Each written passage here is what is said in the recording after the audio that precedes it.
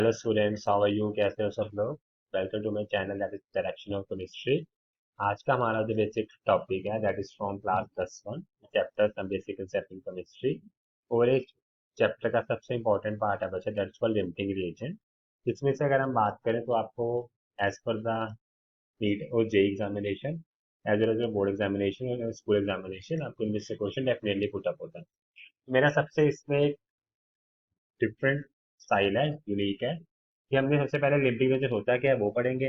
फिर हम उसे कहाँ पे निकालते हैं, कहाँ पे मेथड यूज करना है। फिर सबसे इंपॉर्टेंट बात कि हम लिमिटिंग रेंज किसी भी रिएक्शन में कैसे निकालते हैं और क्यों निकाला जाता है। ठीक है, let's start with the topic that is called limiting reagent. तो हियर लिमिटिंग रिएजेंट की बेसिक डेफिनेशन की बात करें तो सिंपल सा बता सकते हैं ये क्या होता है। That it is the reagent which consumes earlier in the reaction, मतलब कि वो रिएजेंट जो रिएक्शन में जल्दी उसका एंड हो जाए या जल्दी जो रिएक्शन में कंज्यूम हो जाता है उसे हम कहते हैं लिमिटिंग रिएजेंट। ठीक है, सेकंड है, ये भी कह सकते हैं कि जो हमारा जितना भी हमें रिएक्टेंट से अमाउंट मिलना है, जैसे सपोज कर मैं A+B रिएक्ट करके C+D बना रहा है, तो C+D का जो अमाउंट है वो किस पर डिपेंड करेगा? लिमिटिंग रिएजेंट के ऊपर। आई विल रिपीट अगेन, अगर हमारे पास कोई रिएक्शन है that it be A+B, it will give rise to C+D। तो हमारा जो C+D का अमाउंट है किस पे डिपेंड करता है कि ए और बी में से हमारा लिमिटिंग रिएजेंट कौन है। ठीक है, एंड जब भी हमारा लिमिटिंग रिएजेंट रिएक्शन में खत्म हो जाएगा then definitely reaction will be stop. जब भी सारा लिमिटिंग रिएजेंट खत्म हो जाएगा तो रिएक्शन बिल्कुल क्या हो जाएगी? क्लोज हो जाएगी, कह सकते हैं रिएक्शन स्टॉप हो जाएगी। मतलब ये सिंपल वे में बताएं, अगर लेट इट बी ए और बी में से ए हमारा लिमिटिंग रिएजेंट आता है, तो जैसे ही ए की अमाउंट हमारी बिल्कुल जीरो हो जाएगी वैसे ही C+D का बनना बिल्कुल खत्म हो जाएगा। जितना जब तक ए हमारा होगा, ठीक है, उतनी देर तक हमें क्या मिलेगा? C+D। जैसे ही ए की अमाउंट हमारी बिल्कुल जीरो होगी, निगलेक्ट दैट इज खत्म होगी, तो C+D हमें मिलना बंद हो जाएगा। ठीक है, आई होप आपको ये बेसिक डेफिनेशन समझ आ गई होगी कि लिमिटिंग रिएजेंट क्या होता है। ठीक है, किसी बच्चों को कोई भी डाउट है you can ask me in comment section, I would be there for you. ठीक है, अब नाउ, अब सबसे इंपॉर्टेंट हमें कैसे पता लगेगा कि सर सबसे इंपॉर्टेंट बात है बच्चों को पेपर में अगर इससे बेस डेफिनेटली आना तो न्यूमेरिकल ही है। ठीक है, न्यूमेरिकल आ गया। अब बच्चे कहेंगे सर हमें कैसे पता लगेगा कि हम कैसे लगाएंगे ये इस न्यूमेरिकल पे मेथड लगना है। तो देखिए, how we know if in reaction amount of 2 और more reactant is given. Suppose करिए हमें रिएक्शन में H2 की अमाउंट गिवन है 2 ग्राम, ठीक है, और I2 की अमाउंट हमें गिवन है 6 ग्राम। तो हमें पूछा जाए कि भैया अमाउंट ऑफ HI हमारा कितना बनेगा, अमाउंट ऑफ HI फॉर्म। तो डेफिनेटली हमारे पास H2 भी है और I2 भी है, तो हम दो की अमाउंट गिवन है तो हमें बहुत निकालना मुश्किल है कि HI कितना बनेगा। डेफिनेटली हम इस पे क्या लगाएंगे, हम दोनों में से एक बताना पड़ेगा कि कौन सा हमारा लिमिटिंग रिएजेंट है। तो जो हमारा बच्चा लिमिटिंग रिएजेंट होगा उस पे हमारे HI की अमाउंट डिपेंड करेगी कि हमारा HI कितना बनेगा। Is clear? किसी को डाउट है कैन आस्क मी बच्चा in a comment section, I will be there for you, repeat again and again many time in my lecture. ठीक है, and thank you so much to like my previous videos. ठीक है, तो हमने दो concept को mind में कर लिया कि लिमिटिंग रिएजेंट होता क्या है और हमें इसे कहाँ पे यूज करना है। ठीक है, नाउ सबसे इंपॉर्टेंट, अब आगे हम निकालना कैसे है लिमिटिंग रिएजेंट, किसी भी रिएक्शन में कैसे निकालेंगे। सबसे डिफरेंट मेथड है बच्चा मेरा एज टू अदर टीचर्स।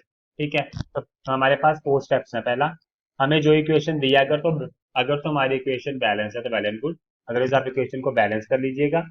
उसके बाद आप रिएक्टेंट के नंबर ऑफ मोल्स निकालने हैं। ठीक है, थर्ड स्टेप, उन मोल्स को जो रिएक्टेंट का सोशियोमेट्रिक कोफिशिएंट है उनसे आप क्या करेंगे? डिवाइड करेंगे। ठीक है, इज इट क्लियर? तो डिवाइड करने पे जिनकी अमाउंट कम आएगी या जिस भी रिएक्टेंट की अमाउंट कम आएगी उसे हम कहते हैं लिमिटिंग रिएजेंट। और जितना भी हमारा बनेगा पहले तर्क में जो प्रोडक्ट बनेगा विल बी कैलकुलेटेड किसके बेस पे? लिमिटिंग रिएजेंट के बेस पे हम निकालेंगे। Is it clear student? ठीक है, ध्यान से सुनना कि पहले हमें पहला स्टेप क्या है, हमें बैलेंस इक्वेशन लिख लेनी है। अगर तो बैलेंस है तो नो इशू। फिर हमें नंबर ऑफ मोल्स निकालने हैं, फिर मोल्स को किससे डिवाइड करना है? स्टोइचियोमेट्रिक ऑप्शन से। और कमेंट में आगे चले तो चलो समझ आ गया, बट एग्जैक्ट में कैसे आएगा बच्चे, मैं आपको एक एग्जांपल बताता हूँ जो आपकी एनसीईआरटी एग्जांपल है और एग्जाम्स में बड़ी बार और वो क्वेश्चन आता भी है न्यूमेरिकल का। ठीक है, उससे आपको समझ आ जाएगा कि हमने लिमिटिंग रिएजेंट कैसे निकालना है और किसी भी चीज की अमाउंट उसके हिसाब से कैसे निकाली जाती है। ठीक है स्टूडेंट्स, इज इट क्लियर? ठीक है। ओके, हमारे पास एक क्वेश्चन देखिए, हमें कह रहे हैं हमारे पास नाइट्रोजन है और हाइड्रोजन है जो मिलकर क्या बनाते हैं, ammonia, according to that relation. हमें देखिए गिवन है हाइड्रोजन का मास 1000 ग्राम है और नाइट्रोजन का 2000 ग्राम है। ठीक है, फर्स्ट पार्ट देखिए, तो कहते हैं इन दोनों में से कोई भी ऐसा होगा जो लास्ट में रिएक्ट ना करे, अगर है तो उसकी अमाउंट कितनी होगी। ठीक है, अगर कोई है तो उसकी अमाउंट कितनी होगी हमें वो बताना है। ठीक है, इज इट क्लियर स्टूडेंट? अगर कोई है तो हमें क्या बताना है, उसकी अमाउंट कितनी होगी। ठीक है, सेकंड पार्ट देखिए, अब लिमिटिंग के मतलब कि अल्टीमेटली अगर एक हमारा लिमिटिंग रिएजेंट होगा तो डेफिनेटली दूसरा क्या होगा, जो जिसकी अमाउंट बचेगी उसे हम कहते हैं एक्सेस रिएजेंट। ठीक है, सेकंड क्या होता है, it is called access reagent. ठीक है, तो डेफिनेटली क्वेश्चन में मुझे क्या है कि इसमें कोई भी एक्सेस रिएजेंट है, अगर है तो इसके अमाउंट बताइए। उसके बाद लिमिटिंग रिएजेंट के बेस पे हम क्या निकाल लेंगे, हमारा अमोनिया कितना प्रोड्यूस होगा। ठीक है, is it clear? Can we start? Okay बच्चे, स्टार्ट करते हैं। हियर ध्यान दीजिएगा, हमारे पास इक्वेशन गिवन है N2 plus 3H2 give rise to 2 moles of ammonia. ये हमारी बेसिक इक्वेशन है। ठीक है, नाउ अब देखिए, पहला मेरा स्टेप क्या था, पहले चेक कीजिए, ये हमारी equation definitely it is a balance equation. पहला स्टेप क्लियर है? स्टेप बाय स्टेप करते हैं। स्टेप वन था हमारा, स्टेप वन था कि हमारी इक्वेशन बैलेंस होनी चाहिए। डेफिनेटली ये हमारी क्या है, बैलेंस इक्वेशन है। ठीक है स्टूडेंट, इज इट क्लियर?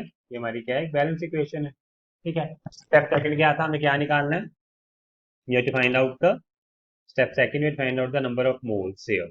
ठीक है, अब हमें मास गिवन है ना, इज इट क्लियर? हमें यहाँ पे मास गिवन है। ठीक है, तो हमें क्या निकालना है, नंबर ऑफ मोल्स। तो हम कैसे निकालेंगे, ध्यान दीजिएगा, नंबर ऑफ मोल्स का हमारे पास फॉर्मूला क्या होता है बच्चा, the number of moles should be equal to given mass per molecular mass, so that should be equal to, पहले N2 के मोल्स देख लेते हैं हमारे पास कितने आते हैं। N2 के number of moles of N2, N2 का मास हमें कितना गिवन है, 2000, 2000 डिवाइडेड बाय 28, तो मेरे पास ये N2 के मोल्स बन गए, that should be equal to 500 upon 7 moles हमारे पास N2 के बन गए यहाँ पे। ठीक है स्टूडेंट, इज इट क्लियर?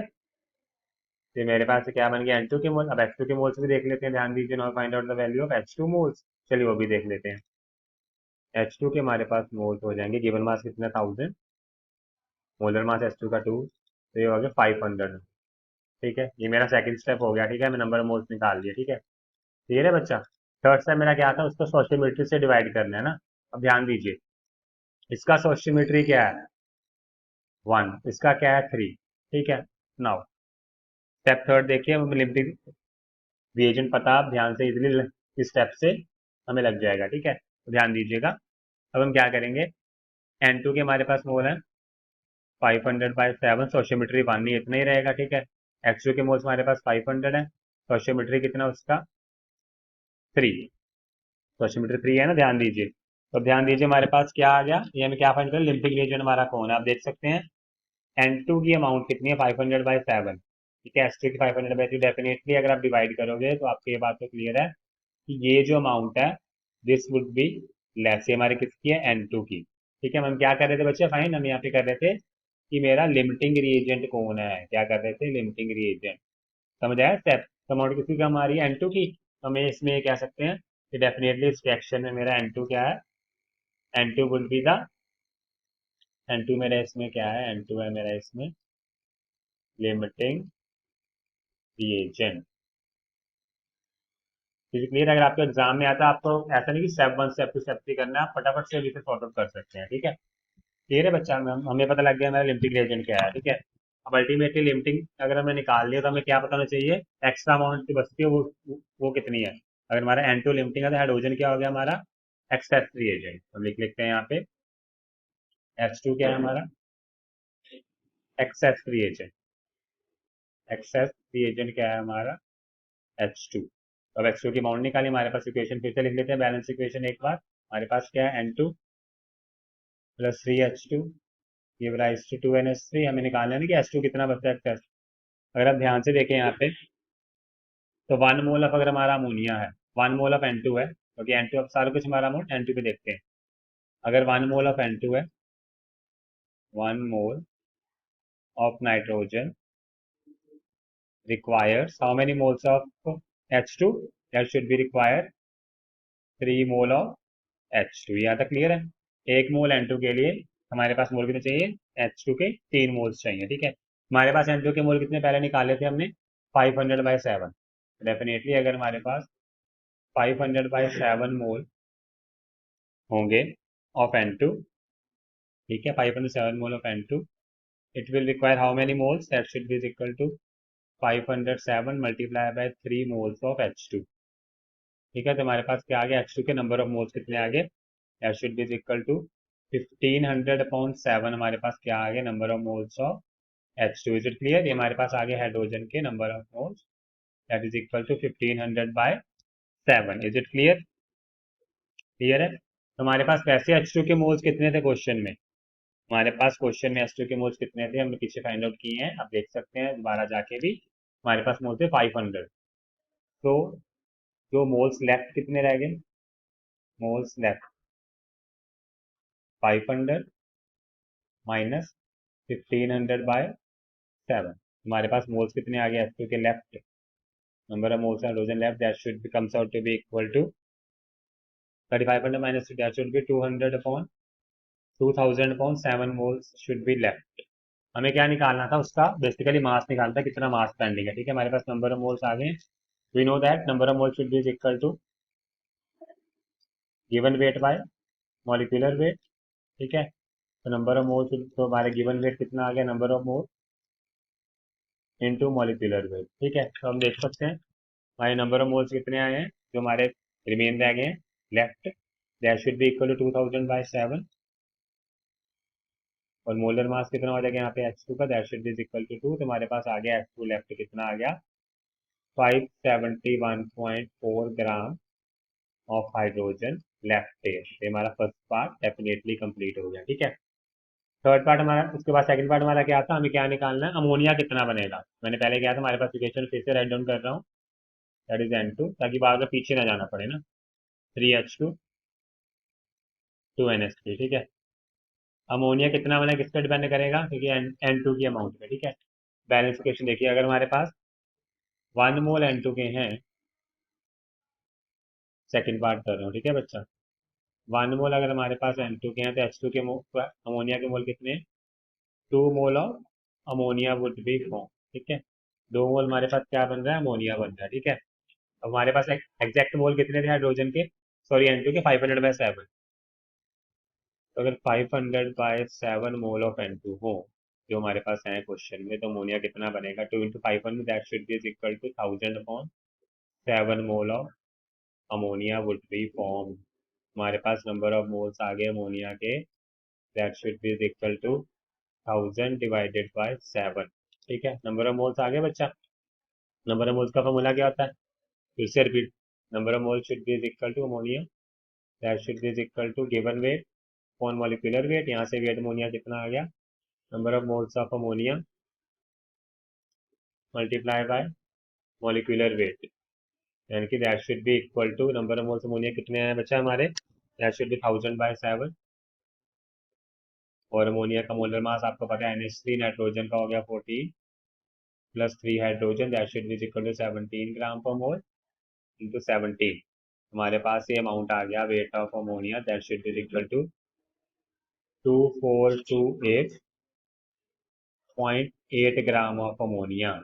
ये हमारे पास आ गई अमोनिया की अमाउंट। ये हमारा सेकंड पार्ट भी सॉल्व हो गया। ठीक है बच्चा, तो ये था सबसे इंपॉर्टेंट न्यूमेरिकल। ऐसा ही आपको डेफिनेटली लिमिटेड रीजन के बेसिस N2 के न्यूमेरिकल एग्जाम्स में आता है। ठीक है, अगर आप वीडियो को बार बार देखिए बच्चा, किसी को न्यूमेरिकल में किसी पार्ट में कोई भी डाउट है, I will be there for you every time. आप कमेंट सेक्शन में कोई भी डाउट पूछ सकते हो। ठीक है बच्चा, डेफिनेटली स्कूल्स में मेरे को पता है इस मंथ में काफी ज्यादा बच्चों के एग्जाम्स भी होंगे, तो ये क्वेश्चन काफी ज्यादा इंपॉर्टेंट है। इसके बेस पे इससे जैसे क्वेश्चन पेपर में डेफिनेटली आए। ठीक है, तो please definitely like my video and give a comment in a section. तो मिलते हैं नेक्स्ट वीडियो के साथ और नेक्स्ट टॉपिक के साथ। Thank you.